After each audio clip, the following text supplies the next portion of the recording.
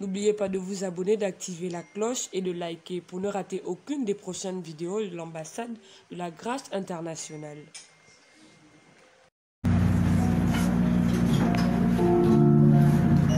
Amen.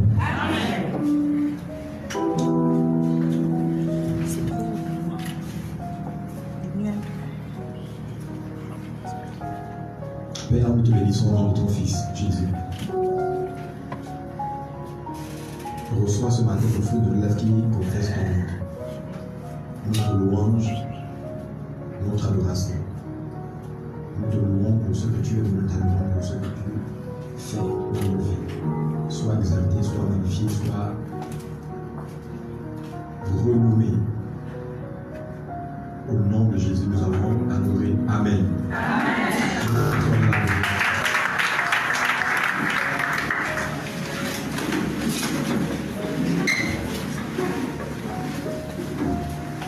Il est 9h52, il va de suite que je vais terminer c'est rapidement à 11h pile. Le calcul est sauf à faire. J'ai écouté ma procédure d'adoration habituelle pour entrer directement dans le vif de notre sujet. Est-ce que lorsque je parle, vous m'entendez plus ou moins bien? Ça va? D'accord. Je vous adresse mes salutations distinguées, lesquelles convoient toutes les vertus de la vie éternelle en Jésus-Christ. Je vous prierai d'être très attentif dans la procédure d'enseignement que j'ai commencé il y a de cela 3 dimanches d'attente. Car celle-ci est prépondérante pour toute votre vie christique.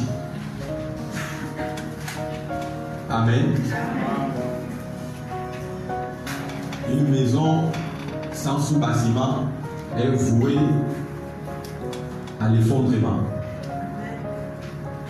Un immeuble sans fondation est voué à l'écroulement.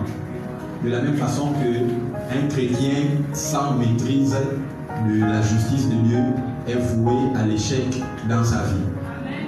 Donc ma prière pour toi ce matin et tout au long de la procédure de cet enseignement, c'est que le Saint-Esprit te donne un esprit de compréhension, de rétention pour une meilleure habitude et impactation dans votre domaine de vie au nom de Jésus-Christ.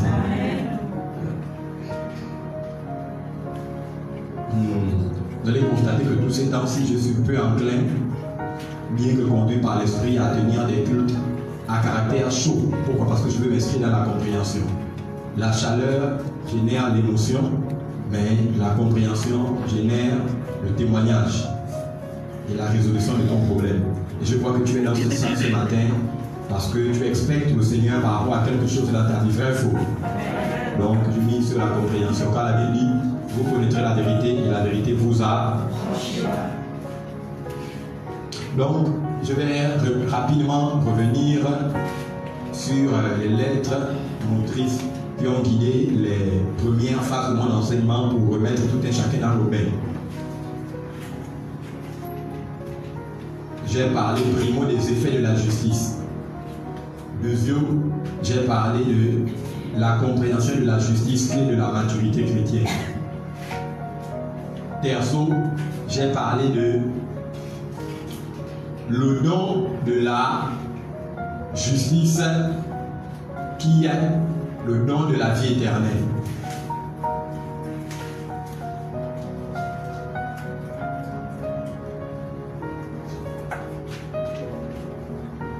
Lors du deuxième culte du dimanche de la semaine passée, j'ai parlé de la justification qui est la mère de la sanctification. Et aujourd'hui, avec la grâce de Dieu, si le temps nous est favorable, je vais parler du juste qui est mort au péché. Amen. Maintenant, dans un souci de rétrospective, car l'objectif ne consiste pas à faire l'accumulation des enseignements, mais plutôt de verser dans la compréhension de tous les enseignements. Amen. Pourquoi chacun des grands thèmes, objets de nos études passées lors des derniers cultes, doit être maîtrisé par chacun d'entre vous ici. Il doit être maîtrisé par moi. Parce que chacun est une clé qui ouvre une porte des cieux pour opérer dans la domination dans tous les compartiments de votre vie. Amen.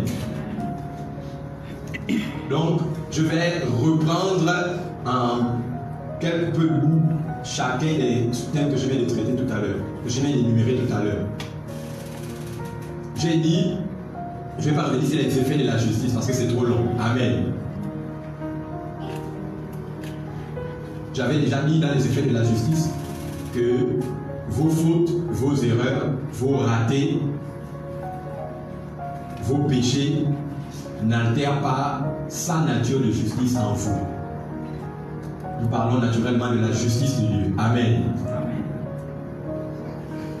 Et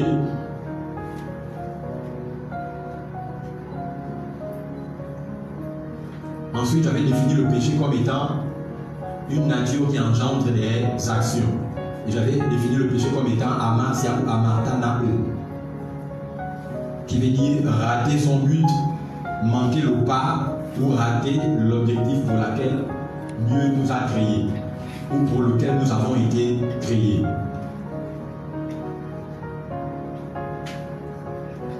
Et j'avais dit que j'avais pris l'exemple d'un enfant, d'un bébé nouveau-né qui fraîchement né il y a de cela 5 minutes, lavé par les infirmières, emmailloté dans les linges maternels, loti dans le creux des bras de sa maman, lorsqu'il naissait était un pécheur. Vous avez établi ça, non? Pourquoi était-il né pécheur? Il était né pécheur tout simplement parce qu'il avait hérité de la nature du péché de Adam et Ève. Donc, nous déduisons qu'il est né pécheur avant même de commencer le péché. Et j'avais dit selon Romains chapitre 5 à partir du verset 12, que la Bible disait, je cite, si par l'offense du premier Adam, plusieurs ont été rendus pécheurs, par l'obéissance du deuxième et du dernier Adam, Jésus-Christ, plusieurs sont rendus justes ou saints. Amen. J'avais dit que de la même manière dont le bébé à 5 minutes de sa naissance, de la même manière dont le bébé, 5 minutes après sa naissance, lavé à peine par les infirmières et emmailloté dans le linge maternel, blotti dans le creux de sa maman, n'est pécheur avant même de commencer à pécher parce qu'il est hérité d'une nature. De la même manière, quand vous avez cru en Jésus-Christ et êtes né de nouveau, vous naissez saint avant même de commencer à vous sanctifier. Et j'avais dit alors que nous avons déduit de là que le péché n'est pas une action, mais le péché est une nature que l'on hérite de notre parent géniteur ou rédempteur. Amen. Donc votre destination pour soit le paradis ou soit pour l'enfer émane de qui vous a engendré. Soit le premier Adam ou le deuxième ou le dernier Adam qu'on appelle Jésus, parce qu'il n'y a que 3 Adam dans la Bible. Amen. Amen. Et dans le cadre des Écritures, avant la venue de Jésus-Christ, avant la résurrection de Jésus-Christ, il y avait 2 personnes nées de nouveau. J'avais dit ça. Qu'il y avait le premier Adam qui est né de nouveau de la vie éternelle vers la mort temporelle, et le deuxième et dernier Adam, Jésus-Christ, qui est né de la vie temporelle, qui est né de nouveau de la vie temporelle vers la vie éternelle. Amen.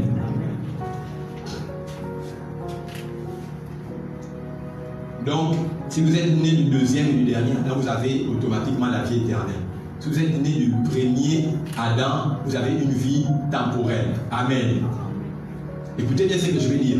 J'avais également dit que la vie éternelle n'est pas une vie que nous vivons après l'enterrement au ciel. La vie éternelle est une vie, et la vie de Dieu dans la vie du croyant. La vie de Dieu est une vie dans une autre vie. Et j'avais dit dans Jean 3,16 que Dieu dit, il a tant aimé le monde qu'il a donné son Fils unique afin que quiconque croit en lui ne périsse pas, mais ait la vie. La vie éternelle, dans le mot grec duquel est traduit le Nouveau Testament, on obtient Dieu a tant aimé le monde qu'il a donné son Fils unique afin que quiconque croit en lui ne pourrisse pas du type de mort de laquelle s'ensuit la putréfaction, le pourrissement du corps. Donc la vie éternelle n'est pas une vie que nous vivons après notre mort physique, mais la vie éternelle est une vie ininterrompue, est une vie sans cessation, est une vie dépourvue, ayant un commencement dépourvu d'une fin. C'est une vie dont on ne dira pas Dieu a donné, Dieu a repris. c'est une vie d'immortalité. Amen. Genèse chapitre 6, 3 dit, l'homme est devenu un homme de chair comme nous. C'est pourquoi je limiterai la durée des jours de sa vie à 120 ans. Maintenant, aujourd'hui tu es un homme charnel ou tu es un homme spirituel? Ok. Or, Genèse 6 dit, l'homme est devenu un être de chair. C'est pourquoi je limiterai la durée de sa jour terrestre à 120 ans. Ça c'est pour l'homme charnel, dont la vie est limitée à 120 ans. Maintenant, si tu es un homme spirituel, 1 Corinthiens 15, 56 dit, tel est le céleste, tels sont nés les célestes, tel est le terrestre, tel il a engendré les terrestres. Donc, nous sommes dans cette même salle, mais nous n'avons pas le même statu quo vis-à-vis de Dieu. Amen. Les musulmans disent que les moutons se promènent ensemble, mais ils n'ont pas la même valeur le jour de la tabaski. Donc, pour ne pas choquer les gens, il y a dans cette salle les uns, les autres, etc. Bien aimé, Dieu est le créateur de tout homme, il n'est pas le père de tous les hommes qu'il a créés. Certains dans cette salle sont créatures de Dieu, d'autres dans cette salle sont enfants de Dieu. Il y a certains ici qui ont une double naissance, et il y a d'autres qui n'ont qu'une seule naissance.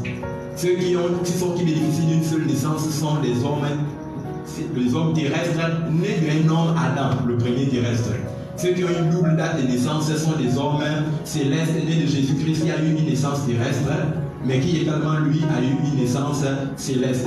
Donc maintenant, ton opération comme citoyen gabonais sur terre dépend de la conscience de ta vie terrestre qui est normalement doit être inférieure à la conscience de ta vie céleste. Est-ce que vous comprenez un peu de quoi il est en train de parler? Je réponds. Ton opération en qualité de citoyen gabonais dépend maintenant de la conscience de ta vie terrestre qui normalement elle doit être inférieure à la conscience de ta vie céleste. Ok. Certains écoutants, je vous explique ça le plus cassé possible, mais de sorte qu'ils ne comprennent pas. Ok, est-ce qu'il y a quelqu'un de nouveau dans la salle? Ok. Si vous êtes de nouveau, cela sous-entend quoi? Que vous avez combien de naissances? Vous avez 2 naissances. Vous avez combien de vies? Hein? Vous avez combien de dates de naissance? Il existe une différence entre l'homme créé et l'homme formé de la poussière du sol. Dieu créa l'homme à son image et à sa ressemblance, puis il le forma de la poussière de la terre. Bien-aimé, tu as 2 dates de naissance. Il y a celle que tes parents, par la voie de la naissance naturelle, a été rapportée sur ton extrait de naissance qu'on appelle ton acte de naissance. Mais ça, c'est le jour où tu as été formé. Mais cependant, tu étais déjà créé dans la pensée de Dieu avant que ton père et ta mère ne se rencontrent. Est-ce que vous comprenez un peu? Maintenant, lorsque tu es né de nouveau, tu as une seconde date de naissance. Donc, en toi, si tu as une double date de naissance, il y a également une double vie en toi. Un chrétien peut mener soit une vie charnelle, ou il peut mener soit une vie de l'esprit qu'on appelle une vie spirituelle. Maintenant, c'est la conscience de votre vie spirituelle qui normalement doit primer ou dominer sur la conscience de votre vie terrestre pour régner dans sa vie comme Dieu. Dans cette vie comme Dieu. Est-ce que vous comprenez un peu? On vous annonce que votre enfant est malade. 2 options sont à vous. Soit vous appelez les médecins, laquelle est la conscience de votre vie naturelle qui prime sur la conscience de votre vie spirituelle. Soit vous prenez votre main et conscient de l'autorité divine en vous, vous la posez sur votre enfant et vous déclarez d'abord la vie. Lequel est la conscience de votre vie de divinité qui prime par cette action sur la conscience de votre vie terrestre. Donc là, nous sommes là, n'est pas pareil. Amen. Nous avons le même Saint-Esprit, mais certains sont d'autant plus conscients de la divinité en eux que d'autres sont plus conscients de leur humanité dans leur corps. Amen. Donc c'est ça le problème. Amen, amen. Maintenant, l'enseignement que je donne consiste à élever le degré de conscience de votre divinité sur votre humanité pour que vous puissiez opérer comme Dieu dans ce monde. Amen. Certains parmi vous, ton pied qui avait des problèmes de motricité ou des problèmes de paralysie, quand tu comprends ça automatiquement, tu vas commencer à le bouger naturellement. Amen, amen. Amen.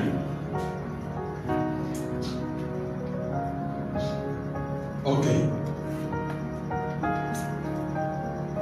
J'ai j'ai dit, ensuite, maintenant, après les effets de la justice, j'ai parlé de la compréhension de la justice, clé de la maturité chrétienne. Et le texte qui avait soutenu mon adresse était extrait de Hébreux chapitre 5, à partir du verset 12 à 13. Je veux qu'on lise ensemble. Hébreux chapitre 5, verset 12 à 13. Je fais un récapitulatif, parce que quand je vais partir pour les bons. Il y a beaucoup à dire, donc je ne veux pas que les gens ratent les bases. Parce que l'enseignement est bien installé en moi. Mais je n'ai pas envie de faire de sorte à ce que certains ne suivent pas. Sinon après, ils vont rater totalement leur vie chrétienne. Ça, c'est l'enseignement base même du christianisme. Et vous allez comprendre pourquoi j'ai dit ça. C'est l'enseignement le plus important du christianisme. Hébreux 5, 12 à 13. Soyez rapide. Il faut avoir ce qu'on appelle le zèle. La parole de Dieu dans Hébreux 5 à partir du verset 12. Vous, en effet, qui depuis longtemps devriez être des maîtres, vous avez encore besoin qu'on vous enseigne les premiers rudiments des oracles de Dieu. Vous en êtes venus en avoir besoin de lait et non d'une nourriture solide. Amen. Amen. Or, quiconque en est au lait n'a pas l'expérience de la parole de justice, car il est un enfant. Ok. Il dit non, vous qui depuis longtemps devrez être des maîtres, vous en êtes encore au premier élément de la parole de... Nous avons dit que les premiers éléments de la parole de Dieu les intitule comment? L'ABC, les rudimentaux, les fondamentaux, le BAA de la parole de Dieu. Maintenant, laissez-moi vous poser une question. Est-il possible que quelqu'un soit né de nouveau dans une église depuis très longtemps, mais que celui-ci soit un bébé spirituel aux yeux et au regard de Dieu? Est-ce que c'est prouvé scripturellement? Hébreux chapitre 5 à son verset 12 dit: vous qui depuis longtemps êtes nés de nouveau, qui devriez être des maîtres, en êtes encore au lait.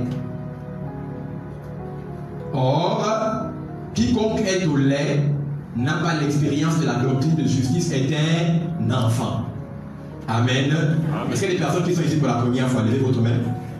Toute première fois. D'accord. D'accord. Maintenant, qu'est-ce que le Hébreux 5, 13 dit? Quiconque est au lait n'a pas l'expérience de la doctrine de la justice, est un... Allons-y ensemble. Quiconque est au lait n'a pas la connaissance de l'expérience de la justice, est un enfant. Ok. Maintenant, parmi ceux qui sont nouveaux ici pour la première fois, y a-t-il certains qui ont déjà été dans les églises avant, qui sont déjà chrétiens? Si oui, levez votre main. D'accord. En français, c'est Hébreux 5, 13. Or, quiconque est de lait n'a pas l'expérience de la doctrine de la justice, c'est un enfant. Qu'est-ce que cela sous-entend pour vous? Je voudrais que vous me l'explicitiez. Quiconque est de lait n'a pas l'expérience de la doctrine de la justice, c'est un enfant. Cela veut dire quoi? Que si quelqu'un ne connaît pas le message de la justice, il est un enfant. Maintenant, pour savoir qui est un enfant dans la salle ici, il est important de savoir qui ici, en qualité de chrétien né de nouveau, depuis une très longue période de temps, ne connaît pas ce qu'on appelle la justice de Dieu. Cela vous permettra, par la réponse à cette question, de savoir automatiquement quelle est votre phase d'évolution dans la croissance du chrétien. Est-ce que tout le monde comprend un peu de quoi ils sont en train de parler? Maintenant, pour ceux qui sont ici nouvellement arrivés, mais qui sont chrétiens depuis, je vous pose maintenant à vous la question de savoir qu'est-ce que la justice de Dieu, et même à vous les anciens, qu'est-ce que la justice de Dieu?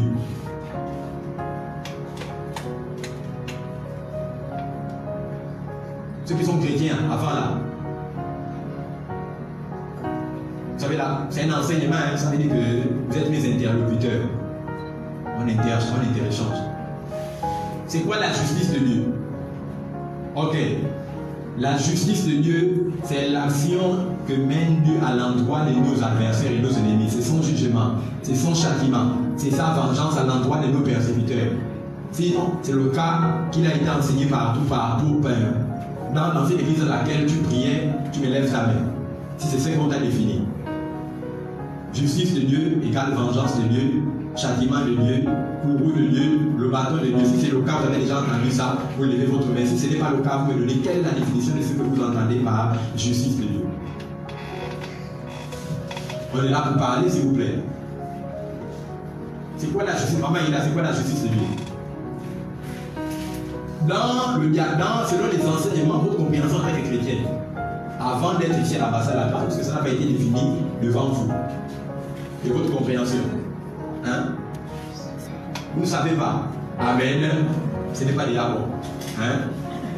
Si cet enseignement est l'épine dorsale du christianisme et que vous ne savez pas la définition de la justice, ça veut dire que à votre christianisme, il manque déjà un élément important. En fait, il vous manque 90% de l'essence même de ce qui génère le succès en Christ. Amen. Hébreux 5, 13 répond, or quiconque est au lait n'a pas l'expérience de la doctrine de la justice. Ça veut dire que ne pas connaître ce que c'est la justice ne fait automatiquement de vous quelqu'un qui opère dans le lait spirituel de la parole de Dieu. Et c'est quoi le lait spirituel de la parole de Dieu? La Bible dit que vous qui êtes nés, Hébreux chapitre 5 verset 12, cette fois-ci dit, vous qui êtes nés depuis très longtemps, vous qui devrez être des maîtres, vous êtes encore aux éléments premiers, aux rudimentaires, à l'ABC, au BAPA, aux fondamentaux de la parole de Dieu, pendant que vous devriez être déjà à la nourriture solide. Donc, je disais dimanche passé qu'il y a 4 types de paroles, il y a 4 niveaux de paroles. Il y a le lait spirituel de la parole de Dieu, il y a la nourriture, il y a la nourriture solide, et puis il y a le miel qui est la puissance du siècle à venir. Il y a combien de niveaux dans la parole? De manière croissante, ça veut dire du plus petit niveau au plus grand. Or, quiconque n'a pas la connaissance de la doctrine de la justice est un enfant, car il est où? Au lait. Ça veut dire qu'il est au plus petit niveau de connaissance de tout ce qui est dans la parole de Dieu. Est-ce que vous voyez un peu? C'est pourquoi la Bible déclare dans Romains 5, 17 que quiconque, or, ceux qui ont reçu l'abondance de la grâce et le don de la justice, régneront dans la vie. Donc, pour régner dans cette vie comme un roi, il faut quoi? Il faut connaître l'abondance et la grâce et le don de la justice. C'est pourquoi on enseigne le don de la justice et la grâce de Dieu pour que le chrétien soit à même de régner dans cette vie comme Dieu lui-même règne. Dieu ne tombe pas malade, le chrétien ne tombe pas malade, il ne peut pas tomber malade, il ne tombe pas malade, mais à condition sine qua non que celui-ci soit expert dans la doctrine de la justice. C'est même abnormal de prier pour un chrétien pour qu'il recouvre la guérison. Ce n'est pas biblique.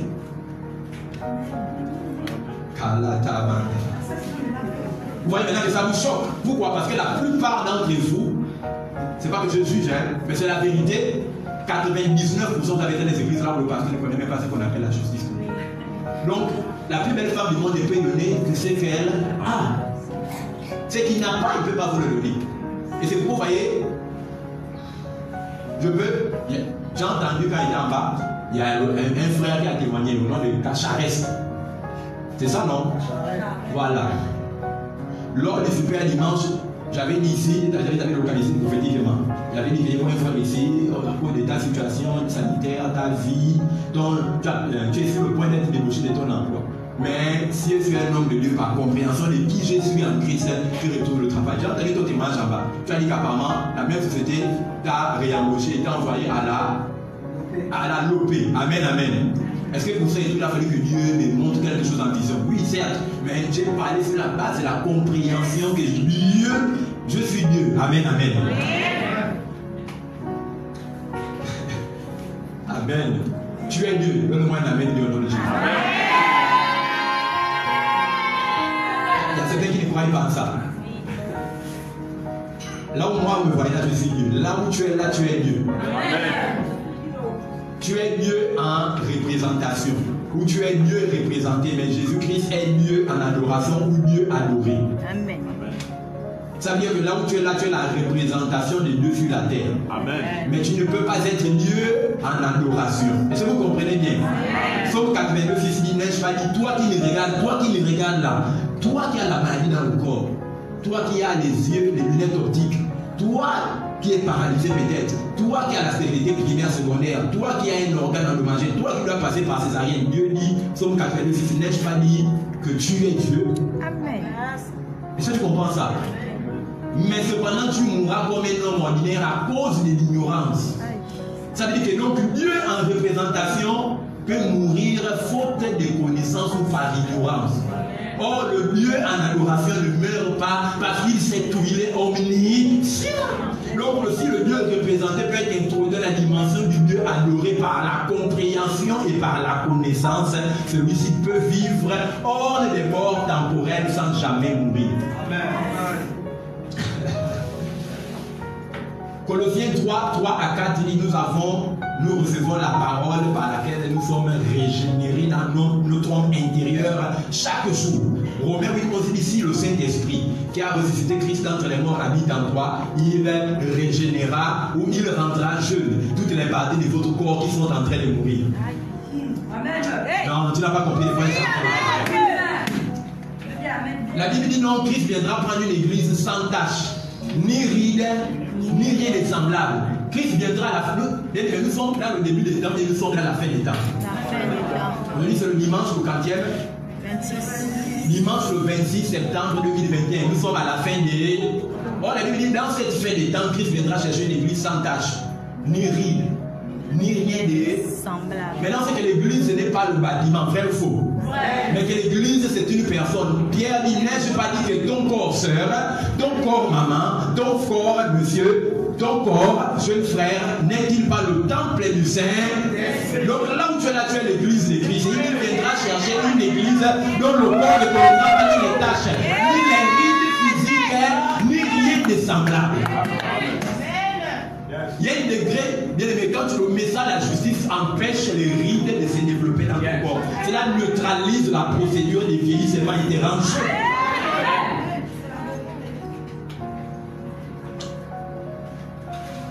C'est quoi dire? Absolument là, vous devez comprendre ça. J'étais dans le combat spirituel, j'avais des anniversaires de ma maladie.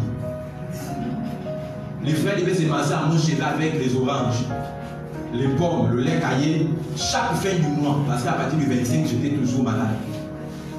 Mais quand j'ai écouté le message de la grâce en 2008, nous sommes en 2021, je ne suis jamais tombé malade.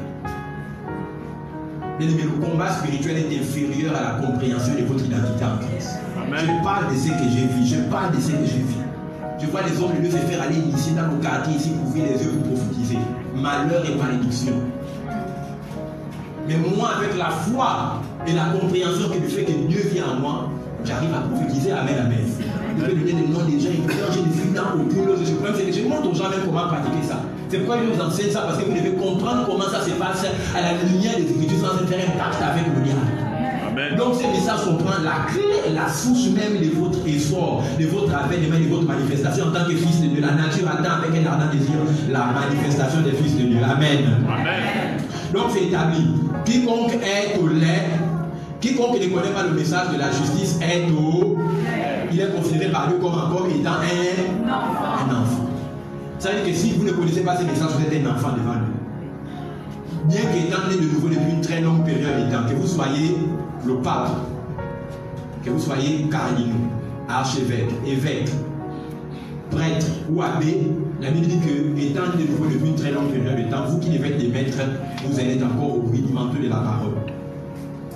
Car vous êtes, ils sont des enfants, ne connaissant pas la justice.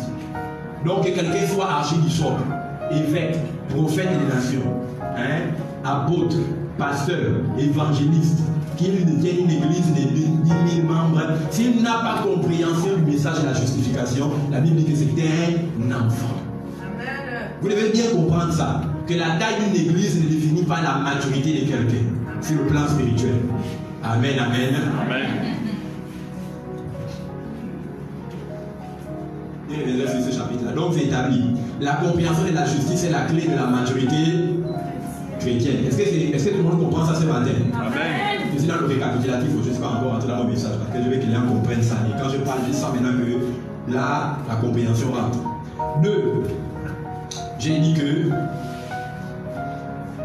le don de la justice est le don de la vie éternelle.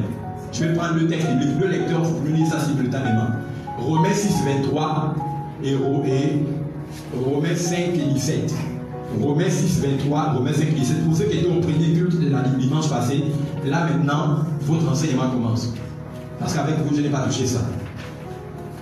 Romains 6, 23, premier texte, deuxième texte, Romains 5 et 17. Romains 6, 23. D'accord. Car le salaire du péché, c'est la mort. Mais le don gratuit de Dieu, c'est la vie éternelle. Amen. Allons-y ensemble comme une chorale, tous ensemble. Car le salaire du péché, c'est la mort. Mais le don gratuit. Dis avec moi, don gratuit. Don gratuit. Don gratuit. Je ne t'entends pas. Mettez don gratuit entre parenthèses. Don gratuit entre. Ça fait combien de dons ici? Un don. Amen. Donc reprenons ça ensemble, maman. Vas-y. Car le salaire du péché, c'est la mort. Mais le don gratuit de Dieu, c'est la vie éternelle en Jésus-Christ notre Seigneur. Amen. Car, Romains 6, 23, car le salaire du péché, c'est la mort. Mais le don gratuit de Dieu en Jésus-Christ, c'est la vie. Donc, il y a un premier don gratuit de Dieu en Jésus-Christ qu'on appelle la vie. Donc, le premier don de Dieu, c'est quoi?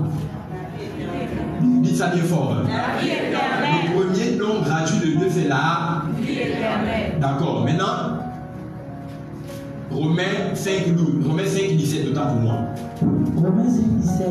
Si par l'offense d'un seul, la mort a régné par lui seul, à plus forte raison ceux qui reçoivent l'abondance de la grâce et du don de la justice. Amen. Je veux qu'on reprenne ça ensemble. Si par, tous ensemble comme une chorale. Si par l'offense d'un seul, la mort a régné par lui seul, à plus forte raison ceux qui reçoivent l'abondance de la grâce et le don de la justice. Amen. Le don de la justice. Qui avec ça, qui avec moi très fort. Don de la justice. Don de la justice. Don de la justice. Le don de la justice. Je ne t'entends pas. Le don de la justice. Mais don de la justice entre parenthèses. Maintenant, on reprend la lecture une dernière fois. Si par l'offense d'un seul, la mort a régné par lui seul, à plus forte raison ceux qui reçoivent l'abondance de la grâce et le don de la justice régneront-ils dans la vie par Jésus-Christ lui seul. Amen. Amen. Il y a combien de dons? Il y a, selon Romains chapitre 6 à partir du verset 23, qui dit que le salaire du péché c'est la mort, mais le don gratuit de Dieu c'est la vie. Donc il y a le don gratuit de Dieu qui est la vie. C'est le premier. Parlez fort. C'est le premier don. Ensuite, selon Romains 5, 17, on dit si par l'offense d'un seul, plusieurs ont été rendus. Vous avez des problèmes. Si par l'offense, Romains 5, 17, si par l'offense d'un seul, plusieurs ont été rendus pécheurs. Ceux qui reçoivent l'abondance de la et le don de la régneront dans cette vie comme des rois. Le don de la, ça fait combien de dons? Le don. Donc il y a le don de la justice et le don gratuit de Dieu qui est la vie. Et maintenant, qu'est-ce que cela sous-entend? Mesdames et messieurs, cela signifie que le don de la vie éternelle de Romains 6, 23 est le don de la justice de Romains 5, 17. En d'autres mots, le don de la justice est le don de la vie éternelle. Quand vous recevez la justice de Dieu, vous avez ipso facto reçu la vie éternelle. Est-ce que vous comprenez un peu? Amen. Maintenant, on dit quoi? Que Romains 5, 17, ceux qui ont reçu l'abondance de la grâce et le don de la justice, non pas seulement ont la vie éternelle, mais la vie éternelle qu'ils ont reçue leur permet de régner dans cette vie comme des rois. Ça veut dire quoi? Que donc, la vie éternelle n'est pas l'un des cadeaux de Dieu. C'est le cadeau de Dieu par excellence. C'est le cadeau qui encapsule, qui embouteille ou qui résume tous les autres dons de Dieu dans votre vie.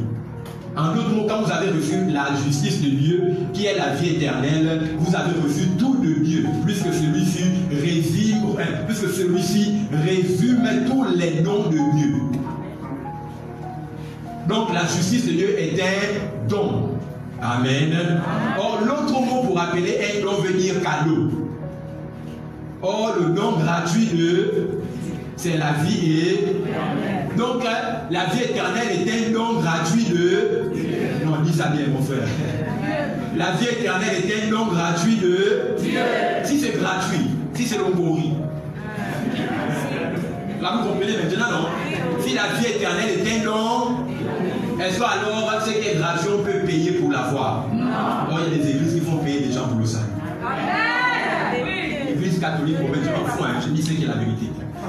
La messe de requiem est la procédure par laquelle, par l'introduction d'un montant clergé catholique romain, on dirige une messe à l'endroit du défunt qui n'a jamais connu lieu d'évangile selon les fois de Dieu pendant son vivant, afin que l'argent donné puisse acheter son passage dans le delà et lui préparer une place dans le purgatoire.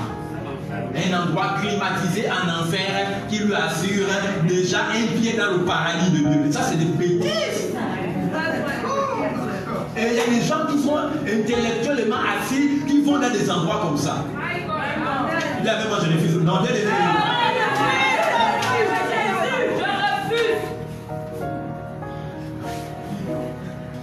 il y a des églises là où il y a l'ignorance. Il y a une maman, vous la connaissez, elle était avec nous ici. Un pasteur lui a demandé sa voiture qu'elle a donnée comme l'hôte du Saint-Esprit pour que le Saint-Esprit vienne habiter en elle. Abomination.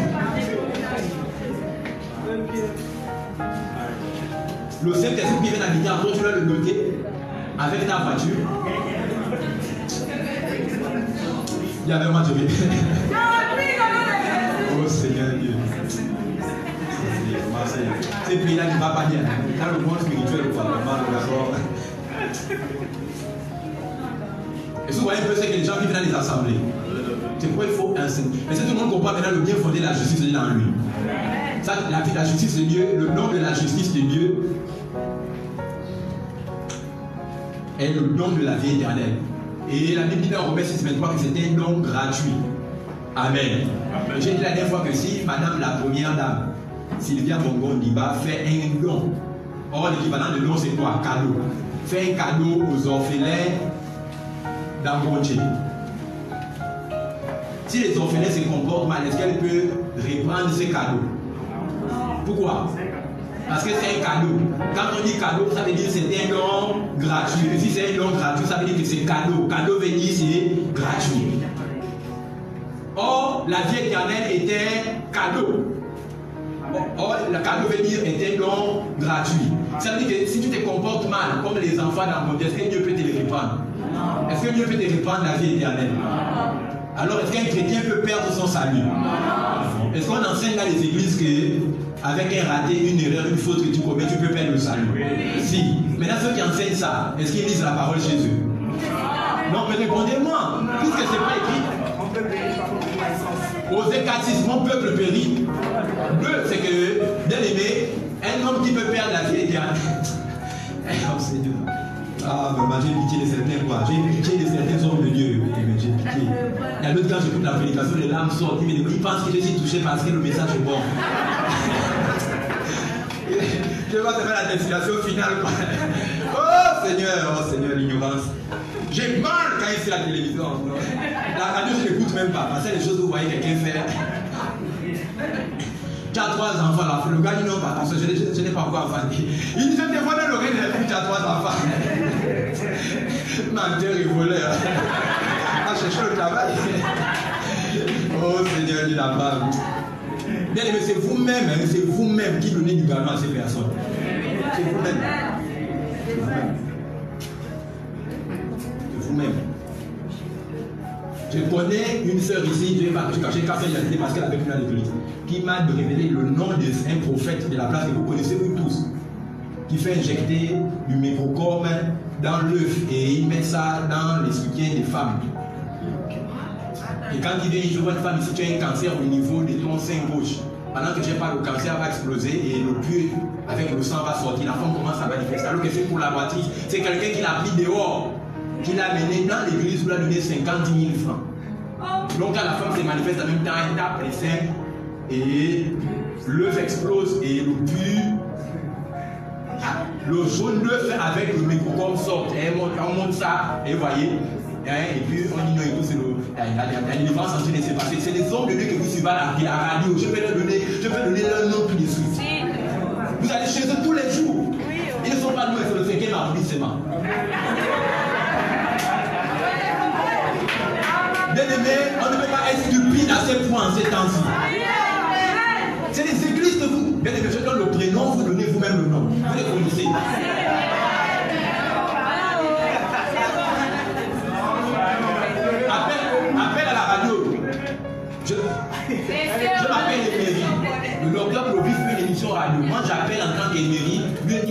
a déjà payé. Donc quand il me dit, monsieur, moi c'est moi qui appelle, hein. Oui, bonjour, homme de Dieu, vraiment il touche un problème. Il dit, non, attends, je vois dans l'oreille de l'esprit, ton nom, tu t'appelles Théophile. Moi je dis, je m'appelle Théophile alors que je m'appelle Émery. Mais pour toi qui écoutes ça, tu vas dire, non, c'est que lui dit, c'est la vérité, alors que lui et moi, on sait tous que moi, mon vrai nom, c'est Émery. Oui, mais je ne me suis jamais appelé Théophile. Tout ce qu'il m'a dit, je vais confirmer. C'est faux pour nous, mais pour tous ceux qui nous écoutent dans le Gabon, ça devient quoi? C'est vrai. Et vous partez là-bas rempli. Mais moi, quand les témoignages comme ça, il vient 1, 2, 3, 4, 5, 6, 7. J'ai pitié. Je sais que lui-même, il n'est pas né de nouveau, mais il a mis les autres consciemment en enfer. Dans quel objectif? Gagner seulement l'argent sur le peu. Parce que quand quelqu'un voit le plus sortir comme ça, quand il dit et tout, qui croit en cette ministère, donner chacun 100 000, ça sort rapidement. C'est à cause de ça que les gens font ça. Les gens n'ont plus confiance que par la compréhension de ton identité en Christ. Tu peux faire des miracles. L'autre vente, ils créent, ils fabriquent. On achète des faux fauteuils roulants. On donne aux gens au cadeau, tu donnes 70 000 et puis tu viens, lève-toi.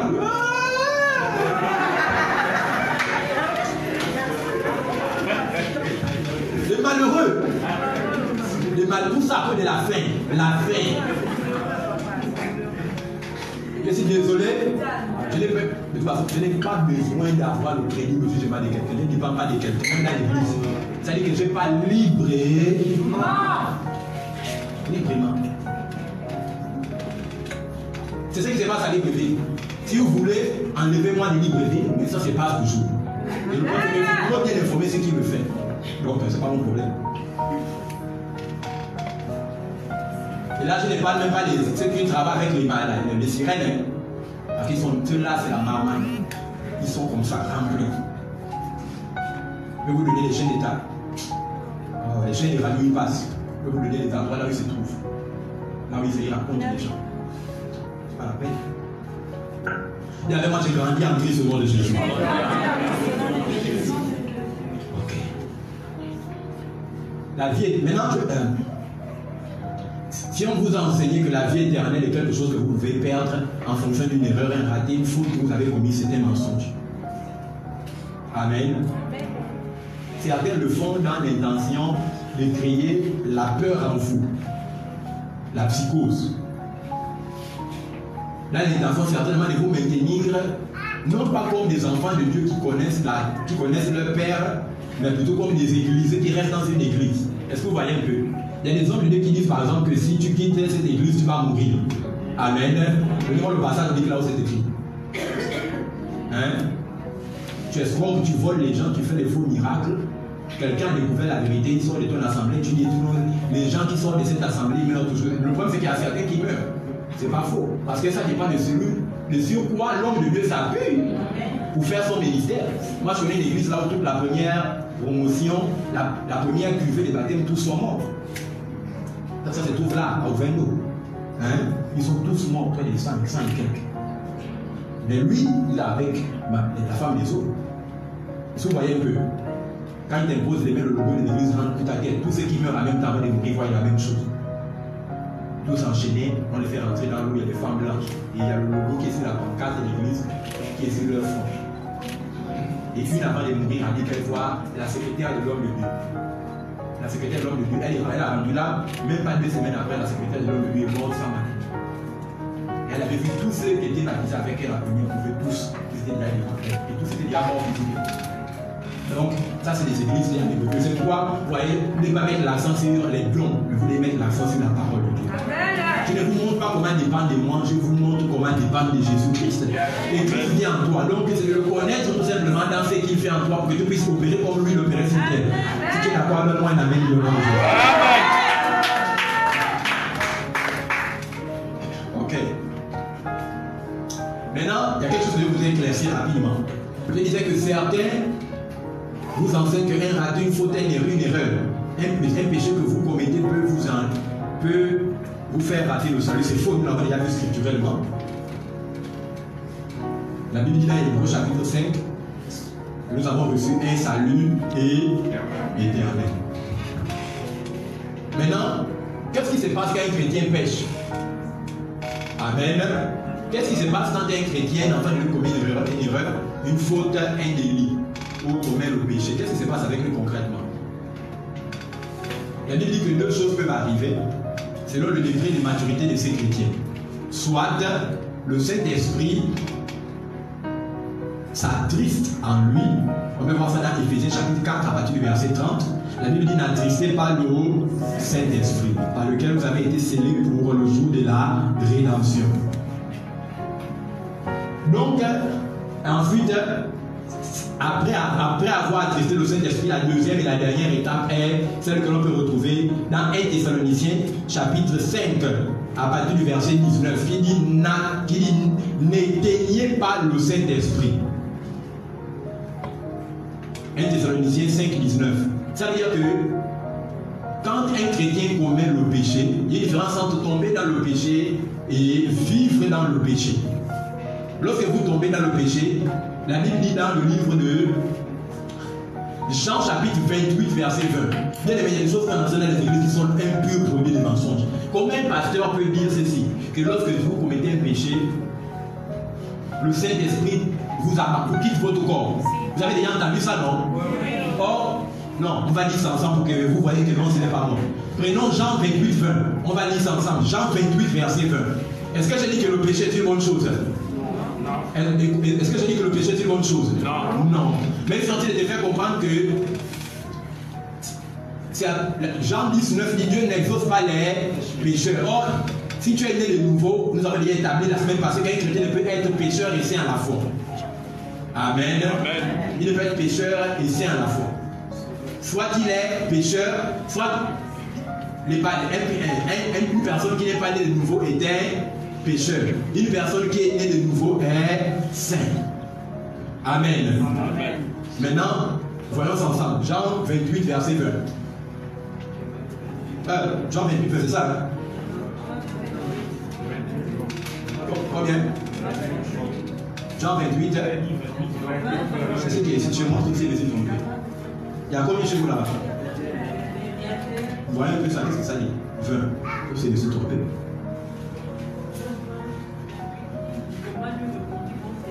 Et mon Dieu, Jésus lui dit, verset 29, parce que tu m'as vu, tu as cru. Heureux ceux qui n'ont pas vu et qui ont cru. Je cherche le passage là où Jésus dit: je serai toujours avec vous jusqu'à la fin des temps.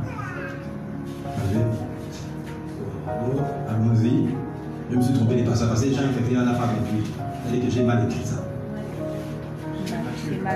Matthieu 28, verset 20. Matthieu 28, verset 20. Allons-y. J'ai eu la parole de Dieu dans Matthieu 28, au verset 20. Et enseignez-leur à observer tout ce que je vous ai prescrit. Et voici, je suis avec vous tous les jours jusqu'à la fin du monde. Amen. Bon, maintenant, qui parle ici? Non, qui parle ici? Mais répondez beaucoup cette fois comme ça. Il y a des métiers l'enseignement est compliqué pour voir l'arrêt. On parle de ce que vous voulez. On parle de ce que vous aimez entendre. Amen.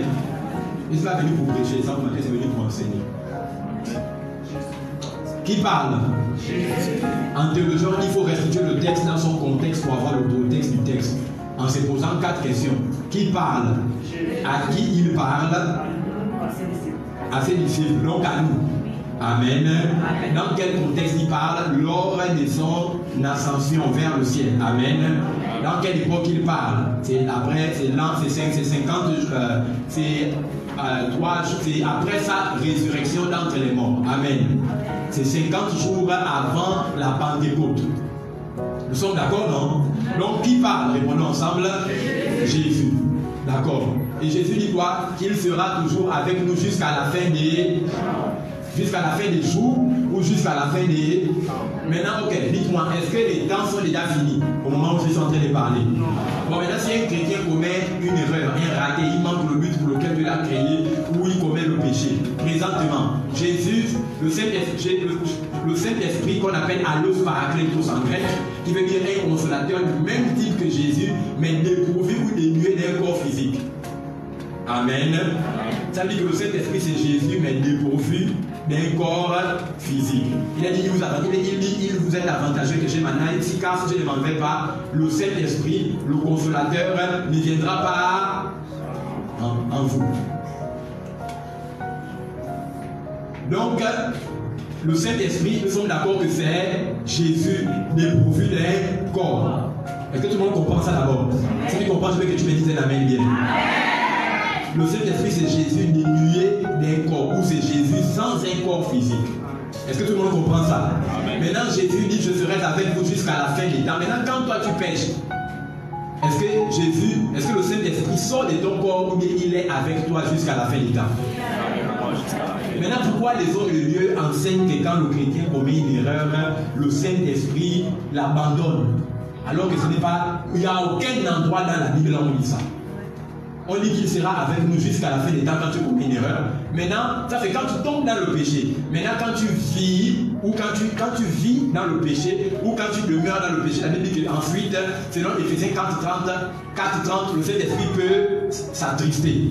Puis, lorsque il s'attriste, la culpabilité, la condamnation, la conscience du péché pèse sur toi. Tu commences à sentir que ce que je fais là n'est pas bien, il faut que j'arrête ça.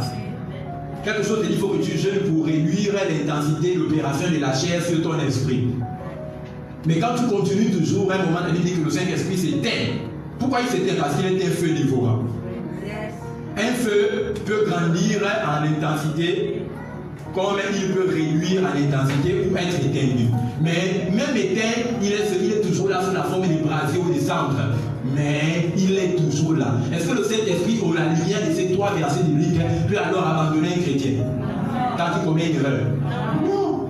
Mais pourquoi les gens enseignent ça quand ce n'est pas dans la Bible? C'est quoi? Dieu m'étonne de la motivation des certains quand ils prêchent sur le pupitre. Je me demande c'est quoi? Ce qui n'est pas dans la Bible, comment les gens enseignent ça? Mais si tu comprends ça, il y a beaucoup d'entre vous, j'avais avorté, le Saint-Esprit m'a quitté. C'est à cause de ça que je ne fais plus les rêves prémonitoires qui m'annonçaient des mauvaises choses qui devaient arriver. C'est à cause de ça que je n'arrive pas à faire l'enfant. C'est à cause de ça que je n'arrive plus à me marier parce que j'ai trompé mon mari. Le Saint-Esprit m'a dit, il est toujours en toi. Il est toujours en toi. Il y a un seul péché que le Saint-Esprit ne peut pas pardonner, c'est le blasphème contre le Saint-Esprit. Amen. Maintenant, c'est quoi le blasphème contre le Saint-Esprit? On en parle mais on laisse. On en parle. Le blasphème contre le Saint-Esprit, c'est attribuer à Satan l'œuvre de Dieu. 2. Le blasphème contre le Saint-Esprit, c'est le rejet de la personne et de toutes les vérités concernant Jésus. Le blasphème contre le Saint-Esprit, c'est le rejet de toute opportunité de recevoir l'évangile pour son salut. Un homme qui rejette Jésus-Christ ne pourra être pardonné devant Dieu lors du jugement du grand trône blanc. Quand une seule destination lui est vouée, c'est l'enfer. C'est le péché impardonnable. Le rejet de la personne de Jésus est le péché impardonnable qu'on appelle le blasphème contre le Saint-Esprit. Un chrétien ne peut pas commettre le blasphème contre le Saint-Esprit parce qu'il est déjà né de nouveau. Oh Seigneur, Seigneur. Amen. Ça peut dire, vous voyez, je n'ai pas envie de crier. Parce que tout ce que j'ai dit ici, ça défie complètement et remet en cause la théologie de tout ce que les menteurs ont enseigné de bon. Je vais revenir sur le blasphème contre le Saint-Esprit. Amen. Amen. Ok, donc on a déjà dit ça. Le nom de la justice est le nom de la vie éternelle. Amen. Est-ce que ça n'était fait? Est-ce que tu ne te sens pas heureux de savoir que si tu es déjà sauvé dans cette salle ce matin, il n'y a aucun moyen pour toi que tu puisses encore faire le salut? Amen. Est-ce que tu ne vois pas que c'est différent? Ça te rend libre sur le péché. Quand j'ai dit libre, ça te rend libre sur le péché, veut dire ça te donne la domination sur le péché. Amen. Amen. Est-ce que ça ne vous rend pas libre dans votre esprit? Ok, maintenant 3. C'était ça pas tout à l'heure. 3. Le don de la justification est différent de la sanctification. Dis avec moi, le don de la justification est différent de la sanctification.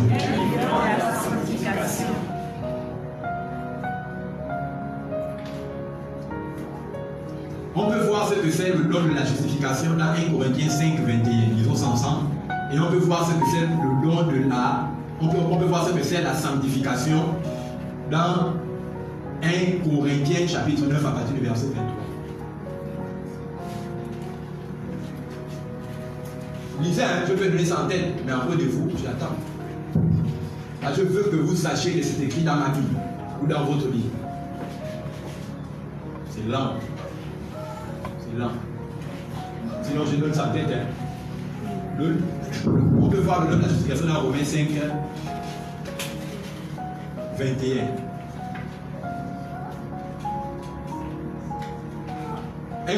2 Corinthiens 5, 21. Autant. 2 Corinthiens 5, 21.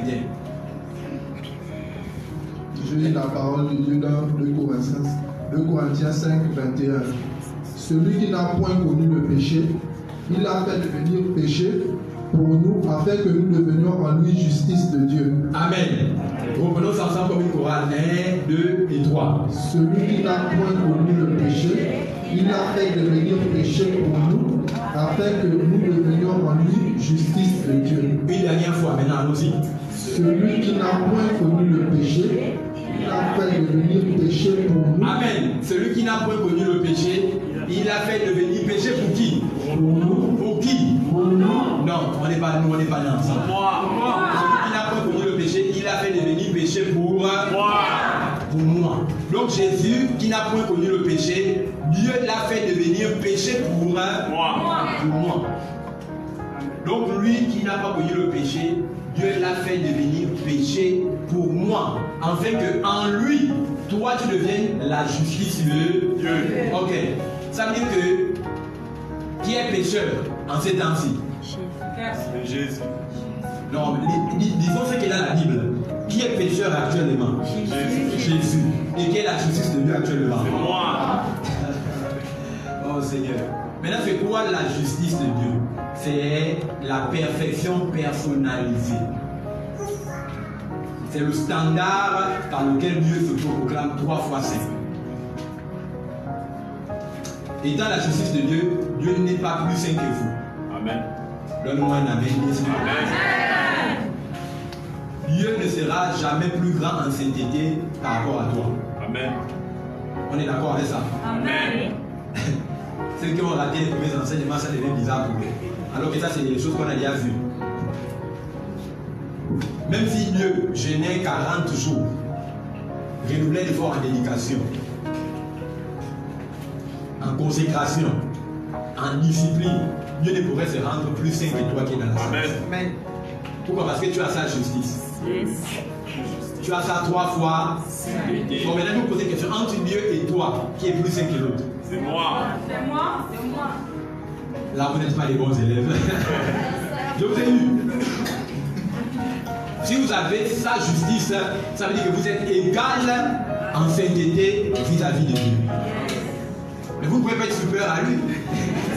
Ce n'est pas possible. Si vous comprenez un peu. Maintenant, entre toi et les anges, qui est plus saint que l'autre? C'est moi. C'est vous. Parce que les anges n'ont pas la sainteté de Dieu. Les anges sont des serviteurs. C'est pourquoi quand je vois les gens dans les églises se mettre à genoux pour prier la statuette de Marie, c'est Archange Gabriel, c'est Archange Michel, Atafia ou abomination devant Dieu. C'est un grand péché. Et c'est un acte d'ignorance divine et céleste manifesté et englobé dans leur cabesse d'un seul individu. C'est très grave. Mais si tu es catholique et tu as tout reçu actuellement, il faut laisser ça. Il faut laisser ça. Certains parmi vous ont le privilège d'avoir des domestiques dans votre maison. Hein? Qui parmi vous le matin se lève et prend un pamphlet et va se mettre à genoux devant la maison où habite son domestique pour lui supplier d'agir en sa faveur quand c'est votre domestique, vous lui payez un salaire pour le faire? Personne. Mais comment les anges selon Hébreux 1, 11, qui sont des serviteurs envoyés par Dieu pour faire et effectuer un service auprès de tous ceux qui doivent hériter le salut? Un chrétien peut prier, un ange. C'est comme le président qui se met à genoux pour supplier sa femme de ménage de faire ses travaux ménagers dans la villa présidentielle. C'est impossible. C'est impossible. Il n'y a que dans l'église qu'on voit ça. Il n'y a que dans l'église qu'on voit ça.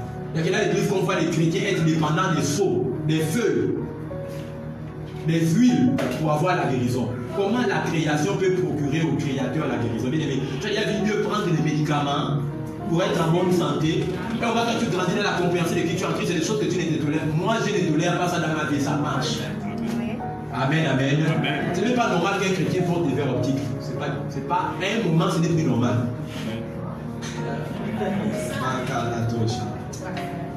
En tout cas, si le christianisme est naturel, offre une vie naturelle, ce n'est plus la vie chrétienne qu'on a. Amen.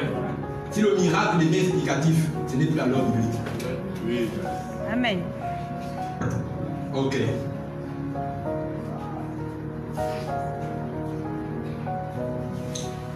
On va rapidement aller. Le juste est mort au péché. C'est là où nous terminons notre enseignement. J'ai le temps de chaîne. Ils ont se calmer. On ne peut pas s'en détourner. Le juste est mort au péché. Dis avec moi, le juste est mort au péché. Le juste est mort au péché. Le texte va soutenir mon adresse, cet extrait de Romains 6, 1 à 2. Romains 6, 1 à 2. Romains 6, 1 à 2. Lisons ça.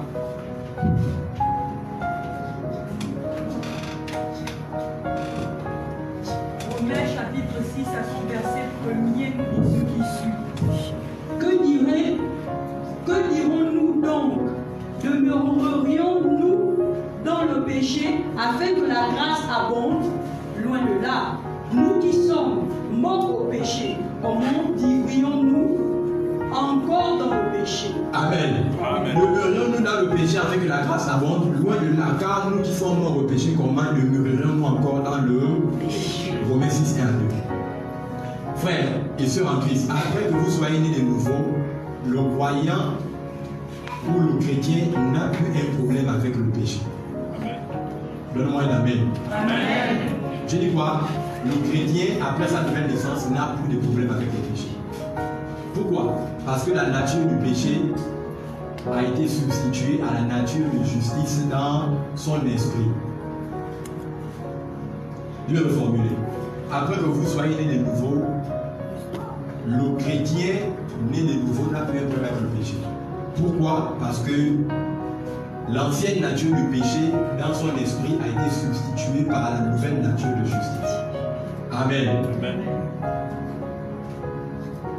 Cependant, certains chrétiens luttent toujours avec le péché parce qu'ils n'ont pas encore décidé de faire une mise à jour dans leur âme des réalités qui sont dans leur esprit, qui par leur âme doivent atteindre leur corps. Certains ne comprennent pas. Nous avons déjà dit que l'homme n'est pas un homme tripartite, mais il est un homme tridimensionnel. Ça veut dire qu'il n'est pas esprit, âme et corps, mais il est un esprit qui a une âme vie dans un corps. Votre esprit est déjà sauvé. Mais votre esprit est sauvé pourquoi? Parce que le Saint-Esprit habite dans votre esprit humain recueilli. Le Saint-Esprit, il est la troisième personne en Dieu. Il est le Père en création, le Fils en rédemption, le Saint-Esprit en régénération. Or, le Saint-Esprit, son travail, c'est de régénérer. Régénérer quoi? Les parties de votre corps qui meurent. Est-ce que vous comprenez? Or, le Saint-Esprit habite où? Dans votre corps, dans votre âme, dans votre esprit. Si vous avez suivi mon développement tout à l'heure. Il habite où? Dans notre esprit. Dans votre esprit humain recueilli. Maintenant, la raison pour laquelle certains parmi vous, en tant que chrétiens nés de nouveau, luttent encore avec la maladie, je disais, c'est parce que vous n'avez pas encore décidé dans votre âme de faire une mise à jour de ce qui est dans votre esprit déjà, qui doit maintenant passer au travers de votre âme pour atteindre votre corps. Amen. Le Saint-Esprit est le Dieu en régénération. Ça veut dire que la guérison se trouve dans le Saint-Esprit. Or, le Saint-Esprit vit dans votre esprit humain recueilli. Mais c'est votre âme qui doit maintenant accepter que la guérison qui est dans votre esprit doit couler dans votre âme pour atteindre votre corps, pour que le corps et l'âme s'alignent à ce qui est déjà dans votre esprit qu'on appelle la guérison divine ou la sainteté de Dieu. Amen. Si tu comprends, donne-moi un amen. Donc, quand quelqu'un est né de nouveau, son esprit change. Il y a une substitution de l'ancienne nature du péché dans son esprit par la nouvelle nature de justice. Mais si son esprit, quelque chose s'est passé dans son esprit, son âme et son corps restent les mêmes. Donc votre esprit à la nouvelle naissance est sauvé, mais votre âme doit être renouvelée selon que Romains 12 le dit. Ne vous conformez pas au siècle présent, mais soyez transformés par le renouvellement de votre âme. Donc l'intelligence se trouve où? Dans votre âme. Or c'est dans l'intelligence qu'il y a quoi? La force, les faiblesses et les forces et caractères, l'envie, la jalousie, les émotions, les sentiments, la volonté. Tout ça se trouve où? Dans l'âme. Ça veut dire qu'un chrétien peut être sauvé dans son esprit après sa nouvelle naissance, mais toujours avoir les envies, être envieux envers quelqu'un autour de lui. Amen, amen. Amen. Et dans son corps, il est toujours colérique et agressif. Ça veut dire que son esprit est sauvé, mais son âme doit être renouvelée et son corps doit être discipliné. Amen. Selon 1 Corinthiens 9, 23, moi, Paul, je traite mon corps durement. Donc, l'esprit sauvé, âme doit être renouvelée et le corps doit être discipliné. Quand vous êtes malade, la guérison se trouve dans votre esprit, vrai ou faux? Réponds-moi bien. Quand vous êtes malade, la guérison est déjà dans votre esprit. Amen. Mais il faudrait que votre âme, ton âme c'est qui? C'est ta personnalité. Il faudrait que ta personne accepte de déclarer la guérison qui est déjà dans ton esprit sur ton corps. Pour que le corps se discipline au rythme de la guérison qui est dans ton esprit, que ton âme a parlé. Maintenant, si ton âme, là où il y a ton intelligence, ta mémoire, tes souvenirs, quand tu ressens la fraîcheur, la mémoire qui est dans ton âme te rappelle que quand tu vois la fraîcheur comme ça, c'est le signe manifeste de palu. Et que tu déclares que là, je sens que j'ai un début de palu. Tu as confessé la situation et non pas la solution. Et la guérison qui est dans ton esprit ne peut plus passer de ton esprit à ton âme pour toucher ton corps. Mais si tu déclares que plus grand est en moi que celui qui est dans le monde, la guérison, la vie de Dieu est en moi. Je commande la vie dans mon corps. Mon corps, si tu ne guéris pas, je te mets dans le jeûne pendant 3 jours sans manger, sans boire. Ton corps, puisqu'il ne veut pas jeûner, puisque le corps n'aime pas jeûner, tu vas voir que le palu va t'abandonner et le corps va devenir né. Pourquoi? Parce que tu as discipliné ton corps. Amen. Amen. Il y a des gens qui sont à l'église, ils sortent 3 fois. Ils sont sauvés. Leur esprit, leur âme n'est pas renouvelée, leur corps n'est pas discipliné. Ils sortent 3 fois pour aller se soulager. Parce que leur corps n'est pas discipliné. Vous tombez malade parce que votre âme n'a pas encore décidé de pouvoir faire une mise à jour. Afin que ce qu'il y a dans votre esprit puisse couler dans votre corps. L'âme, c'est le filtre. Est-ce que tu comprends un peu? L'âme, c'est le filtre. Quelqu'un meurt parce qu'il a déclaré là, parce que son âme a accepté. Quelqu'un vit parce que son âme a accepté. La vie et la mort sont au pouvoir de l'âme. Ça veut dire que c'est dans l'âme que vous prenez la décision de déclarer que vous vivrez. Et c'est dans l'âme que vous prenez la décision de déclarer que oh, ma vie là, ça me fatigue. Je préfère abandonner. Vous n'avez pas dit que vous allez mourir, mais quand on dit que vous allez abandonner, ça veut dire quoi? C'est la mort. Tout le monde veut revenir, mais c'est dans l'âme que la décision se prend. C'est pourquoi le diable ne va pas toucher votre corps. Le diable ne va pas toucher votre esprit, parce que votre esprit est déjà habité par le Saint-Esprit. Il a même plus à la base de la route, il ne peut pas lutter. Il ne peut même pas s'approcher, il va copier votre âme. Il sait que c'est dans l'âme. C'est pourquoi à un moment, quand vous comprenez que l'âme, c'est le seul endroit là où normalement, qui est discuté par Dieu et le diable, par Jésus et les diables. Amen. Amen. Par la chair et le Saint-Esprit, vous allez commencer à filtrer ce qui rentre dans votre âme. Les séries télévisées, les journaux, les émissions que vous suivez, tout ceci influence votre âme. Les consommatrices avérées de novellas ont une vie sentimentale de désespoir et de tourment. La majorité d'entre elles ratent l'homme de leur vie parce qu'elles cherchent le prince charmant. Celui qui a 3 voitures avec 3 immeubles. Amen, amen. C'est la vérité que vous dites, c'est de ça dont vous nourrissez votre âme. Regardez que la vie des jeunes filles gabonaises est semblable aux novellas qu'elles suivent. Parce que c'est ce qui rentre en majorité dans votre âme. On a dit que soyez remplis des sentiments qui étaient en Christ. Ça veut dire que vous ne devez pas, un chrétien ne doit pas calquer son mode sentimental sur le mode de novellas, mais il doit être rempli des sentiments qui étaient en Christ pour faire le choix de son conjoint. Une sœur va aller chercher un homme marié, alors qu'elle connaît que c'est interdit dans la parole. Qu'elle m'aboue.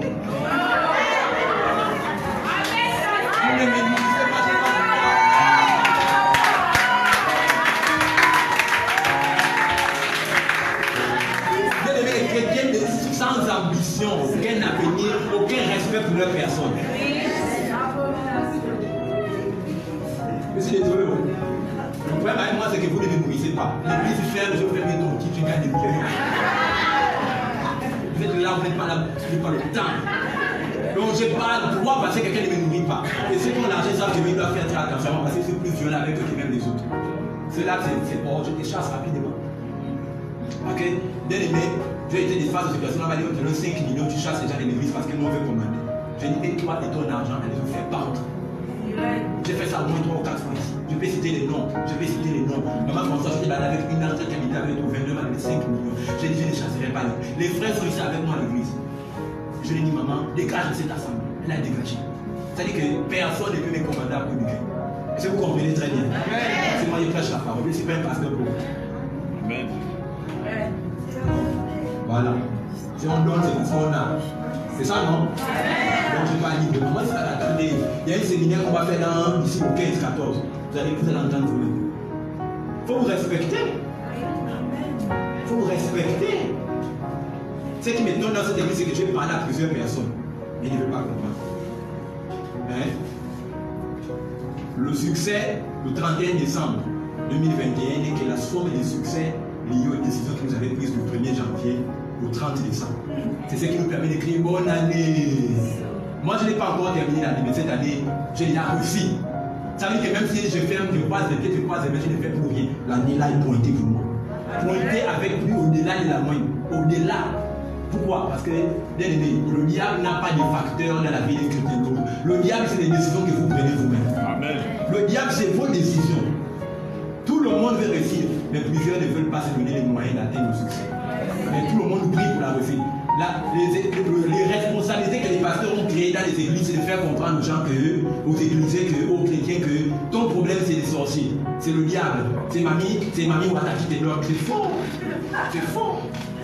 Quand vous pointez le doigt accusateur contre le sorcier pour lui tenir responsable de vos devoirs, vous allez vous rendre compte d'une chose, c'est qu'un seul doigt le regarde, pour dire qu'il est responsable seulement à 20% de vos malheurs. Mais vous allez vous rendre compte qu'un doigt regarde vers le ciel, pour dire que la divinité pourrait être responsable à 20% de vos problèmes, mais 3 doigts regardent contre vous-même. Amen. Vous dites que vous êtes responsable vous-même de 60% des problèmes que vous avez dans vos vies. Donc vous voulez accuser le diable, commence à regarder ta vie. Regarde ta vie, ce n'est pas le sorcier.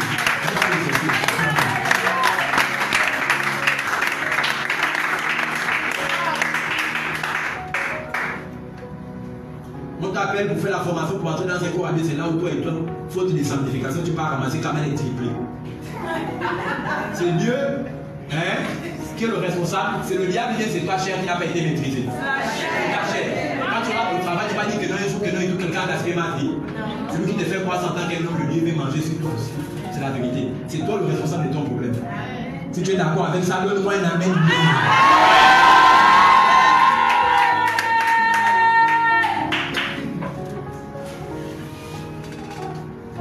Il y a des gens qui ont des fardeaux ici, qui vous portez des fardeaux qui ne vous appartiennent même pas. Qui ne vous appartiennent même pas. Si c'est les nouvellasses, bien aimé, toute aide qui vous ramène dans la pauvreté, semblable à celui que vous voulez aider, est une aide qui n'est pas digne d'être effectuée. Est-ce que quelqu'un comprend ce que je suis en train de dire?